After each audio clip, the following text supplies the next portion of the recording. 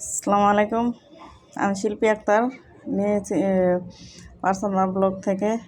আজকে একটা নতুন রেসিপি করবো। এই যে আমি গরুর গোস্ত মানে এগুলো আমি তেলে ভেজে শুকনো করেছিলাম, তারপর আমি ওগুলো ছেঁচে নিয়েছি। আর এই যে আমি পেঁয়াজগুলো দিয়েছি। আর আমি এই যে আদা রসুন দিয়ে দিলাম, মশলা দিয়ে দিলাম, হলুদের গুঁড়ো, মরিচের গুঁড়ো। তাই সবাই কেমন আছেন?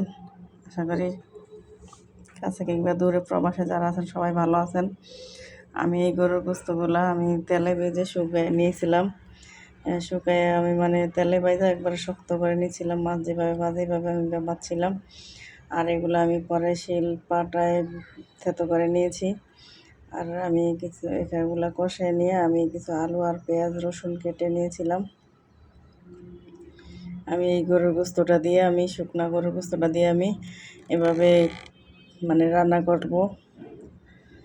এভাবে রান্না করলে খেতে খুবই ভালো লাগে। সবাই এভাবে রান্না করে খেয়ে দেখবেন। এই যে আমার রান্না শেষ, দেখেন কেমন হয়েছে। সবাই কমেন্ট করে জানাবেন। আসসালামু আলাইকুম, আল্লাহ হাফেজ।